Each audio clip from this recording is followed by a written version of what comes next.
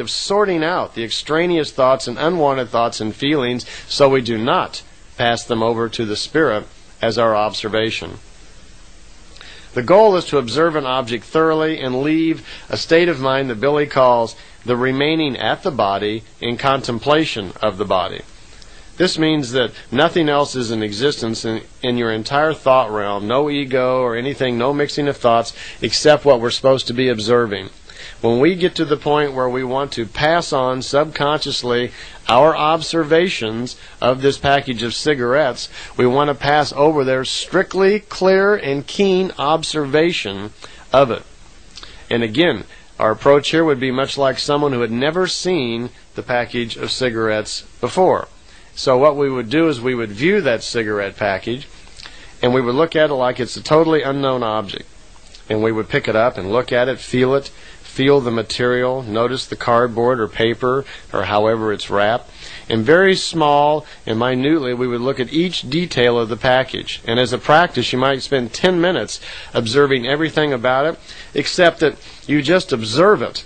You don't make any judgments about it. You don't decide on if you like the plastic or the color is this, that, and the other. You just observe it, and you will see that things will come to you. The package will begin to almost speak out, and then you start forming a new thought about it that you pass on to the spirit.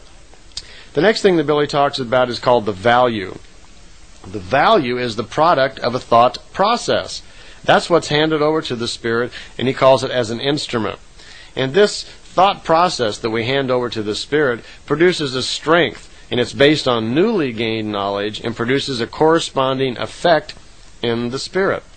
Consequently, the new thought represents the value or a new programming. This serves as a guide for the spirit, so as the spiritual self begins to concentrate on this new thought and matures, it finds a new value within itself. So we don't want to feed the spirit a bunch of trash and rubbish, do we?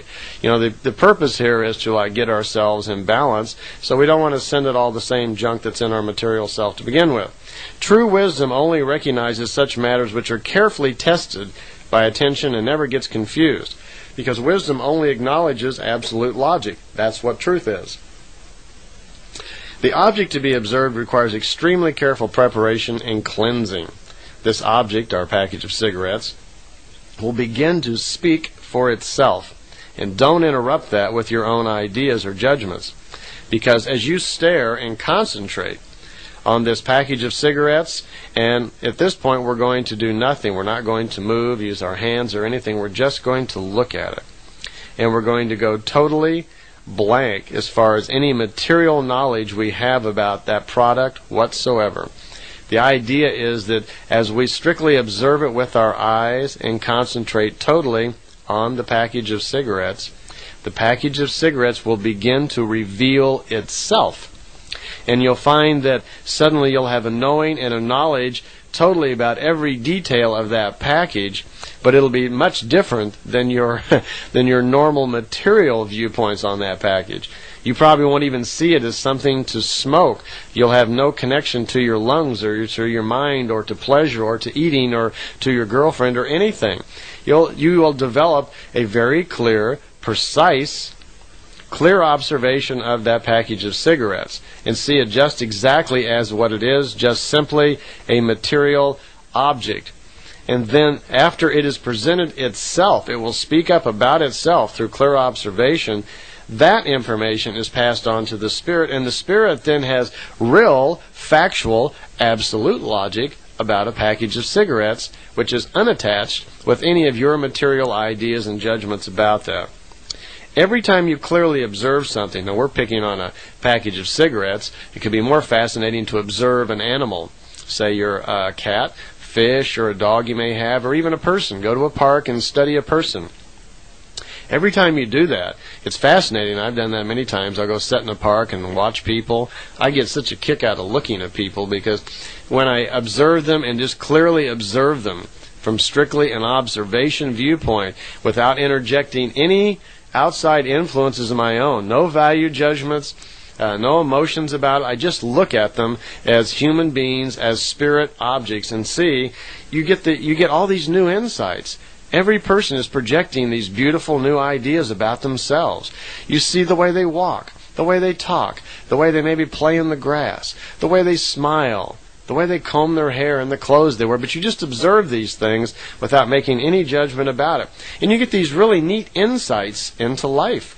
And suddenly you feel a real closeness and connection to that person, but you don't know them materially, but you're getting to know them spiritually. You start to make a connection subconsciously. There's a great connection. It's loving. It's the basis for what universal love is. And you have an understanding now with a person. You know this person spiritually, and you've never met them. And you have formed no material ideas or connection to them.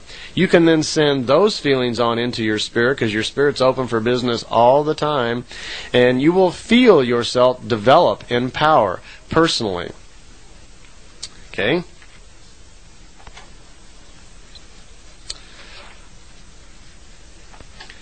In his book, Billy has an example. I'm using a cigarette package, and he uses a rose. He talks about how to take something as common as a rose and observe that. And notice right away that your first impression is what's called a sight impression. You already have preconceived ideas about a rose and what it is, right? And you'll notice right away that this current knowledge, this inventory of facts about a rose, jump to the forefront of your thoughts. Well, dash them out. Just push them out of the way and see it for exactly for what it is. Go through the steps of observation. First, you only see a color. And after you observe the color, as you continue observing it, you'll notice that there is form to it. The rose will speak out to you. The rose will show its shape. The rose will show its petals. It will show each little intricate part of itself will suddenly become aware to you because you're observing it clearly and keenly. There will be an entire succession of observations, a very small detail that in very rapid succession will form a keen observation from all sides of this rose. And you develop a practice or an exercise of seeing things clearly. This exercise and this practice of that will become part of you. Once it becomes part of you, you've developed a new way of seeing things. You've developed a way of turning off the normal material things, the material ways that we normally check things out. And now we're developing a way that through a meditative exercise, a simple practice of mind control, to be able to observe something spiritually and see it with your spirit clearly and let your spirit feel all that new information. And it's amazing how strong it gets. It's amazing how your spirit reacts to the beauties in nature and into life and how it affects you. You are beginning to do what's called forming the spirit. Forming the spirit is the development of the spiritual power that's within you, using your spiritual self to interface with the world instead of strictly your material self. You know, most of the problems of the world would probably go away. We wouldn't have all this conscious evil and wickedness in our world if it wasn't for thoughtlessness, loss of self-control, making quick decisions, carelessness, and so forth. A single brief moment of reflection in most cases would prevent a catastrophe or a feeling of guilt or other problem or sorrow in life. Just being able to stop and go through the exercises of clearly observing things, of learning to pause just for a brief moment. People aren't used to doing this. They're usually, in a hurry and so forth. But an important thing to remember here is that if time is one, all is one. So meditation is becoming an exercise of how to think. Okay, we're about out of tape. I'll see you on the other side, okay?